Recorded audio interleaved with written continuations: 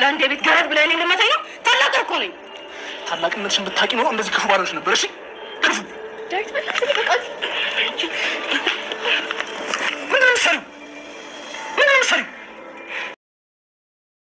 በሳሮንና በህይወት መካከል ያለው ፍጥጫ እንደቀጠለ ነው።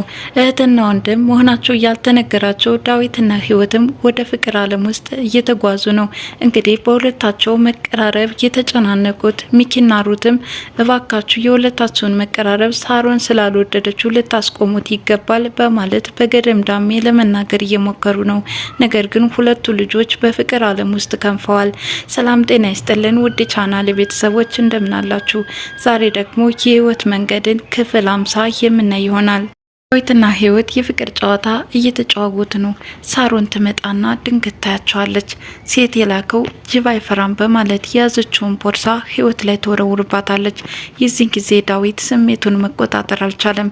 ወደውኑ ተነስቶ ምን እያደረግሽ ነው? ከዚህ በኋላ ህይወት ላይ ብትደርሽባት በማለት ጉርቧንም ያንቃታል። ሳሮንም እኔ ላይ እጅን የምታነሳው ለአንዲት ገረድ ብለህ ነው ወይ አለችው። እሷም እባክህ ልቀቃት በማለት ዳዊትን እንዲለቃት ታስደርጋለች። ወንድሟ ገልግላ ያተረፈቻትን ህይወት ተመልሳ ታንቃታለች። ጸጉሯንም ይዛ እያሰቃየቻት ነበር። ልቀቂያት፣ ምንድነው እያደረግሻለሽው? ይህንን ነገር እንደ ቀላል ላየው አልችልም በማለት ህይወትን ወደ ውጭ እንድትወጣ ያደርጋታል። ዳዊትም አይኗን ላለማየት ወደ ውጭ ይወጣል። የዚህን ጊዜ ዳዊት እኔ ላይ እጁን እንዲያነሳ አስደረግሽብኝ፣ ህይወት እገድልሻለሁ እያለች መዛት ጀመረች። ሰላም ድንገት በሚኪ ውበት ተማርካለች። አቤት ማማሩ፣ እሱን ብናገባማ የሁለት ቆንጆዎች ልጅ በጣም የሚያምር ነው የሚሆነው እያለች ለመስተፋቅር የሚሆን ቅጠሎችን እየፈለገችና እየቀጠፈች ነበር። አባሳይተውኛል፣ ምን አይነት ቅጠል ነበር የሚሆነው በማለት ምርጫ ላይ ነበረች። ድንገት ቀና ስትልም ህይወትን በአሻጋሪ ተመልክታታለች።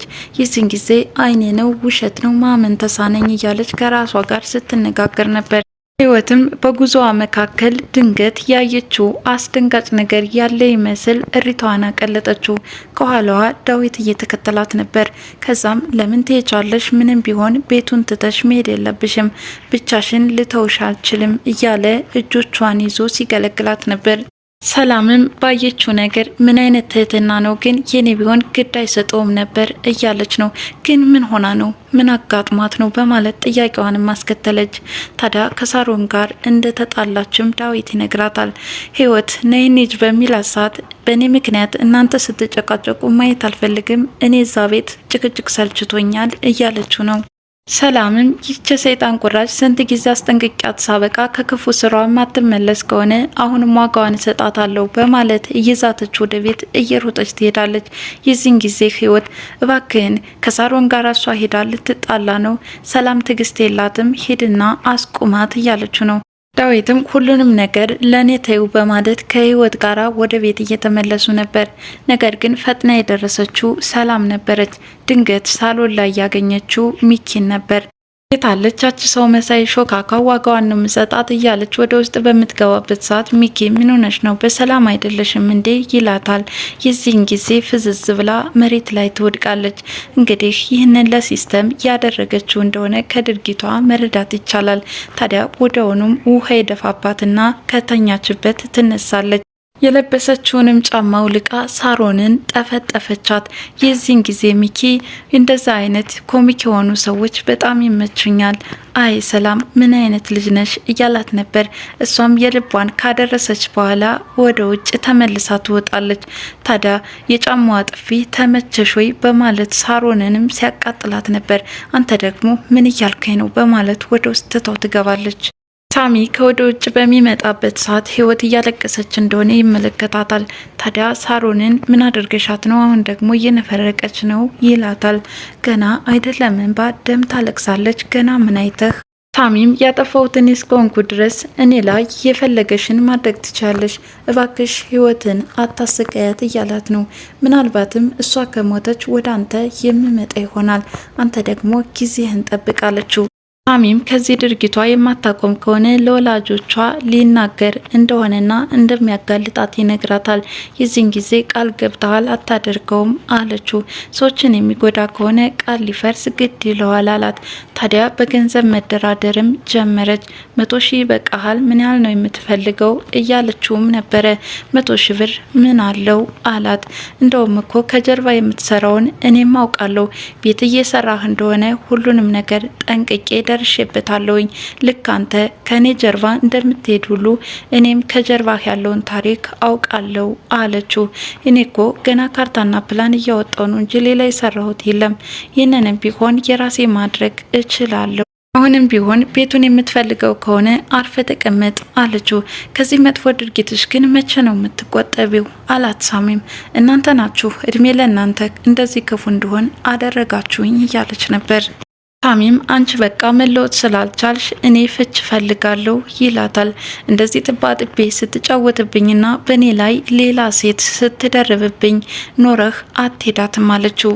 ሳሚም እሺ ምን ላድርግ ወይ ጸባይሽን አስተካክያላት፣ እንደውም ህይወትህን ገሃነብ አድርገዋለሁ አለችው። እሺ እኔስ በጥፋቴ ነው፣ ህይወትን ግን አታሰቃያት። እንደውም ካደረገችብኝ አንጻር ያደረኩት በጣም ትንሹን ነው፣ በጣም በድላኛለች እያለች ነው። የይቅርታ ልብ ከሌለሽና ሀሳብሽን ካልቀየርሽ በቃቸው በማለትም ትቷት ወጥቷል። የዚህን ጊዜ ሳሮን ህይወቴን ጢባ ጢቤ ከተጫወትክብኝ በኋላ አትሄዳትም እያለች ብቻዋን በንዴት እየፎከረች ነበር። ሚኪ ለሩት የፍቅር መግለጫ አበባ ይዞ በር ላይ እየጠበቃት ነው። እሷ ስትመጣ የት ሄደች ነው በማለትም ይጠይቃታል። ወደ ቤተሰቦቿ እንደሄደች ትነግረዋለች። ሚኪም በበኩሉ ሰላም ወደ ቤት እንደመጣችና ሳሮንን በጫማ ጥፊ እንደመታቻት ይነግራታል። የዚህን ጊዜ እሷ እኮ ናት ለሳሮን መድኃኒቷ፣ በጣም እኮ ነው የምትመቸኝ እያለች እየተሳሳቁ ነበረ። ለምን ወካ አናደርግም በማለትም የያዘውን አበባ አበርክቶላት ይስማታል።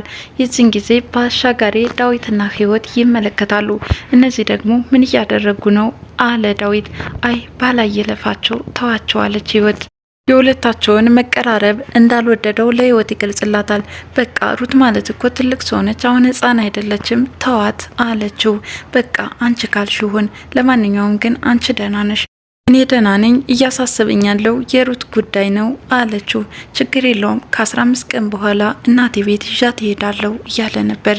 ሳሚ ለህይወት ከዳዊት የፍቅር ጥያቄ እንደቀረበልሽ ሰምቻለሁ ይላታል። የዚህን ጊዜ ህይወት አያገባህም አለችው። ትክክል ነሽ፣ ከዚህ በኋላ ድጋሚ የኔ ማድረግ ባልችልም ግን ስህተት ውስጥ ስትገቢ ማየት አልፈልግም፣ እባክሽን ትጎጃለሽ እያላት ነው። በምን ሞራልህ ነው እኔን ለመምከር የምትጋጋጠው? አንተ እኮ ልጅህን እንኳን ፈልገ ማግኘት ያልቻልክ ልፍስፍስ ሰው ነህ አለችው። ለማንኛውም ግን ጉዳይህን ከጨረስክ ወደ ውስጥ መግባት ትችላለህ፣ አንተን የምሰማበት ጊዜ የለኝም አለችው። ሳሚም የዚህ ቤት ስቃይ ተመችቶሻል ማለት ነው እያለ ትቷት ወደ ውስጥ ይገባል። ህይወትም ደፋር፣ እሱ ጥሩ ሰው ይመስል ሌሎቹን ለመምከር ይጣጣራል እያለች ብቻዋን እያወራች ነበር። ዳዊት ከወደ ውጭ ሲገባ ሩት ከፍቶት ትመለከተዋለች። ምን ሆነ ነው ወንድሜ? ከሳሮን ጋር ተጣላህ እንዴ? የሳሮን ነገር ተይው ወይ አስረን ጸበል መውሰድ ይኖርብናል። ሚኪም ሳሮን ግን ምን ሆና ነው ከበፊቱ ተለውጣብኛለች አለ። የዚህን ጊዜ ዳዊት አንተ እንኳን ትናንትና መጥተህ የሳሮን ክፋት ታይቷል። ሩትም አሁንም ህይወት ናት አይደል ችግሯ? አዎ እሷን ስታይ በጣም ደሟ ይፈላል። ከሷ ምን አይነት ነገር እንዳየች አላውቅም አለችው። ካልሆነ እዚህ ቤት ትውጣ፣ እኔ የሚወሰድኩት አማራጭ እሱ ነው። ለትንሽ ጊዜ ጠብቁኝና ሶስታችንም እናት ቤት እንሄዳለን አለ ዳዊት። ሩት እኔ መሄድ አልፈልግም፣ እዚህ ነው መቆየት የምፈልገው አለችው። ታዲያ ዳዊትም አንቺም እኮ የሳሮን ጓደኛ ነሽ ይላታል። ሩትም እንዴት ከሳሮን ጋር ልታወዳድረኝ ትችላለህ አለችው።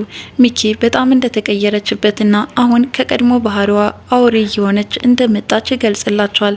ዳዊትም ከዚህ በፊት ከስራ ቦታዋ እንደሄደና ምንም አይነት የተለየ አዲስ ነገር እንዳላገኘ ወደፊት ደግሞ ህይወትን ታጠቃታለች በማለት ስጋት ላይ እንደሆነ ይገልጽላቸዋል። ሩትም በተለይ አንተና ህይወት አንድ ላይ ስታይ ነው ደሞ የሚፈላው፣ ለትንሽ ጊዜ እንኳን ብትለያዩ ምን አለበት አለችው። እንደዚህ ነው እንዴ የወሰድሽው መፍትሄ አላት ዳዊትም። ሚኪም በበኩሉ መለያየት እንዳለባቸው ምክረ ሀሳቡን ያመጣል። ታዲያ ይህን ጊዜ ላስብበት እያለ ነበር ዳዊት። ህይወት ብቻዋን እየተከዘች ባለችበት ሰዓት ሩት ትመጣና የዳዊትን የፍቅር ጥያቄ ተቀበልሽው አይደለ? አዎ ተቀብየዋለሁ። ምክንያቱም ዳዊት ሲጎዳ ማየት አልፈልግም። ፍቅር ደግሞ አስበሽውና ተዘጋጅተሽበት የሚሆን ነገር አይደለም እያለች ለማስረዳት እየሞከረች ነው። ሩትም በበኩሏ መሆን የለበትም በጭራሽ አቁሙት እያለች አሁንም በግልጽ ባትናገርም ሁለታቸው በፍቅር እንዳይቀጥሉ እየተናገረች ነው። የማንቀጥልበትን ምክንያት በግልጽ እንድትናገር ህይወት ብታስገድዳትም ሩት ግን ችግሩ እኮ በግልጽ ስለማልነግርሽ ነው ብላታለች። ሩት ይህን ጊዜ ችግሩ ዳዊትን ትጎዳዋለች ብለሽ አስበሽ ከሆነ መቼም ቢሆን ዳዊትን አልጎዳውም፣ ስለኔም አታስቢ እያለቻት ነው። ታዲያ በመጨረሻም እኔ ማበዴ ነው በቃ በማለት ትታቱ ሄዳለች። ህይወት እየተጨናነቀች ነው።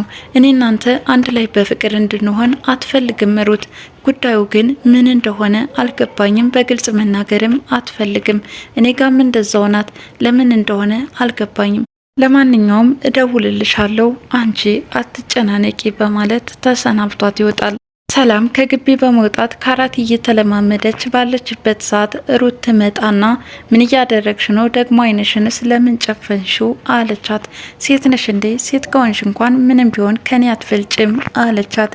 ሰላም እንግዲህ በባህሪዋ ራሷን መቆለልና ለራሷ ከፍ ከፍ ያለ ዋጋ መስጠት የተለመደ ባህሪዋ ነው።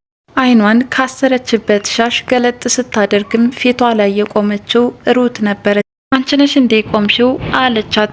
ስለሚኪ ውበትም አንስታ አደነቀችላት። እንዴት አባቱ ነው የሚያምረው! ትናንትና ሳሮንን ልበቀል ከቤት ስመጣ እሱን ነበር ያገኘሁት። ድንገት ሳየው በውበቱ ተማረኩኝና ፈዝዤ ወደቅኩ አለቻት። ታዲያውን እሱን ላለማየት ነው ወይ አይንሽን የጨፈንሽው? አለቻት። ከዚህ በኋላ ሳሮንን ልበቀል በምመጣበት ሰዓት ድንገት ሳየው እንዳልወድቅ እየተለማመድኩኝ ነው። ደግሞ ዋጋዋን ነው የምሰጣት። ህይወትን ተይረፊ አታሰቃያት ብላት አልሰማኝ ብላለች አለች። የዚህን ጊዜ ሩት አዎ በደንብ ተበቀያት። ሰላምም ምን ነው የግል ጉዳይ አለሽ እንዴ? መቼ መቀኛ ከሩቅ አይመጣም፣ ፍቅረኛሽን ቀምታሽ እንዳይሆን አለቻት። አይ እንደዛ ሳይሆን በህይወት ጉዳይ እንድትበቀያት ፈልጋለሁ አለች።